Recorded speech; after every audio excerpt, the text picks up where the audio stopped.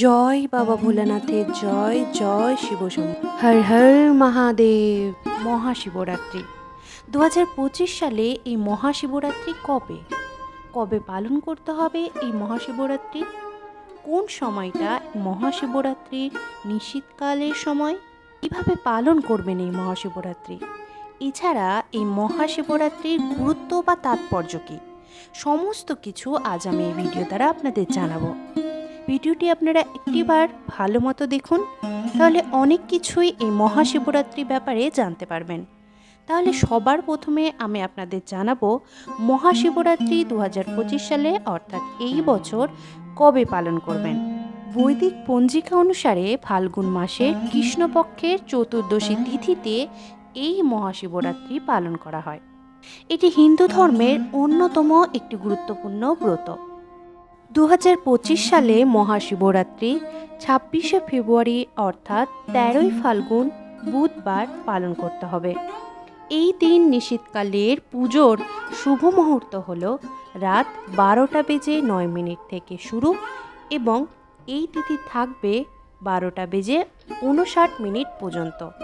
তাই অনেকে এই মহাশিবরাত্রি 2 দিন বলে, একদিন 26শে ফেব্রুয়ারি 13ই ফাল্গুন বুধবার এবং 27শে ফেব্রুয়ারি 14ই ফাল্গুন বৃহস্পতিবার। কেননা ইংরেজি ক্যালেন্ডার অনুযায়ী রাত 12টার পর সেটি বুধবার না থেকে বৃহস্পতিবারে পড়ে, তবে বাংলা ক্যালেন্ডার অনুযায়ী পরের দিন শুরু হয়, সূর্য উদয়ের পর থেকে সেটি পরের দিন হিসেবে পালন করা হয়। তাই মূলত বলা হয়েছে যে এবছর 2025 সালে মহাশিবরাত্রি পালন করা হবে বাংলা ক্যালেন্ডার অনুযায়ী 26শে ফেব্রুয়ারি 13ই ফাল্গুন বুধবার।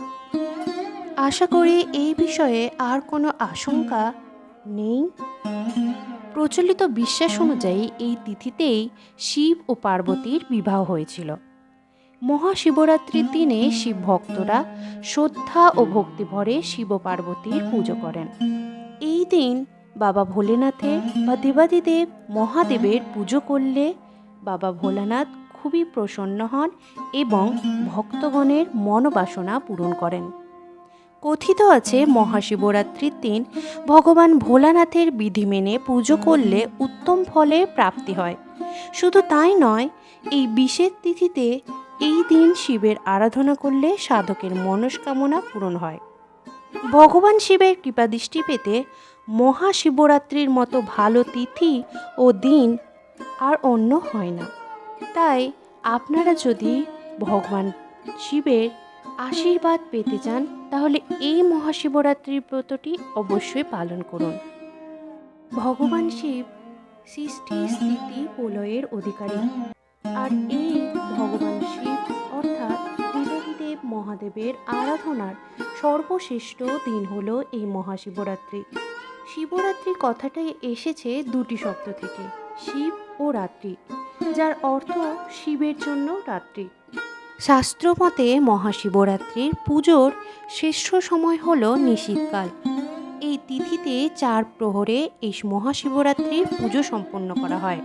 প্রতিটি প্রহরের নানান গুরুত্ব রয়েছে। সূর্যাস্ত থেকে পরবর্তী সূর্যোদয় পর্যন্ত 4 প্রহর, আর প্রতি প্রহর হয় 3 ঘন্টা করে।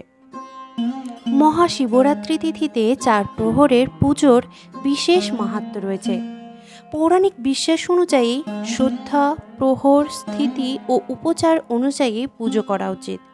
শিবরাত্রি তিথিতে 4 প্রহর পুজোর ফলে যশ, ধন, প্রতিষ্ঠা ও সমৃদ্ধি লাভ করা যায়।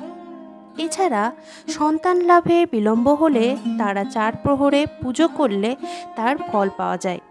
তাহলে চলুন এই 4 প্রহরের পুজোর সময়টা কি সেটা জানা যাক।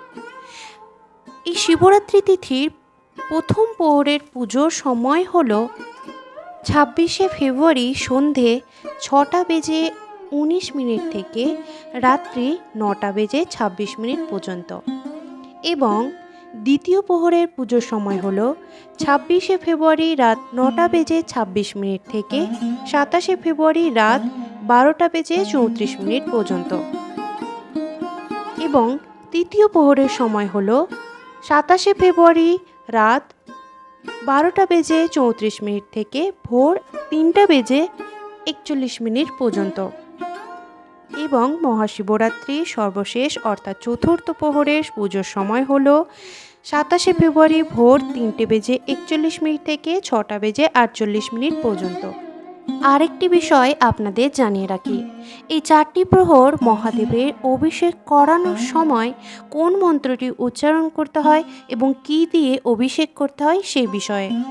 প্রথম প্রহরে দেবাদিদেব মহাদেবকে অভিষেক করাবেন দুধ দিয়ে এবং সেই সময় মন্ত্র উচ্চারণ করবেন, সেটি হলো ওম নমঃ শিবায়। এবং দ্বিতীয় প্রহরে দেবাদিদেব মহাদেবের অভিষেক করবেন দই দিয়ে, সেই সময় যে মন্ত্রটি উচ্চারণ করবেন সেটি হলো ওম শঙ্করায় নমঃ।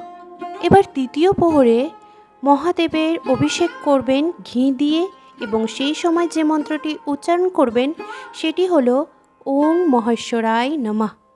এবং চতুর্থ প্রহর অর্থাৎ সর্বশেষ প্রহরে অভিষেক করবেন মধু দিয়ে, সেই সময় যে মন্ত্রটি উচ্চারণ করবেন সেটি হলো ওম রুদ্রায় নমঃ।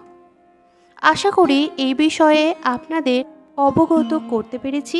কেমন লাগলো আজকের এই ভিডিওটা আমায় কমেন্ট করে জানাবেন। ভালো লাগলে একটিবার অবশ্যই কমেন্ট করে জানাবেন। এবং যারা যারা আপনার পরিচিত এই মহাশিবরাত্রি কবে করছে সেটা জানতে চাই, তাদের এই ভিডিওটি একটু শেয়ার করে দেবেন। যেহেতু এই মহাশিবরাত্রি সারা বিশ্বের শিবভক্তদের কাছে একটি গুরুত্বপূর্ণ দিন, তাই এরকম ভিডিও পেতে আমার চ্যানেলটি অবশ্যই সাবস্ক্রাইব করে রাখুন আর পাশে থাকা বেল আইকনটি অবশ্যই প্রেস করে রাখুন। তাহলে আজকের মতো এখানেই বিদায় জানাচ্ছি। আবারও দেখা হবে নতুন কোনো ভিডিও নিয়ে। সবাই ভালো থাকুন, ঈশ্বর সবার মঙ্গল করুক। জয় শ্রীকৃষ্ণ। রাধে রাধে।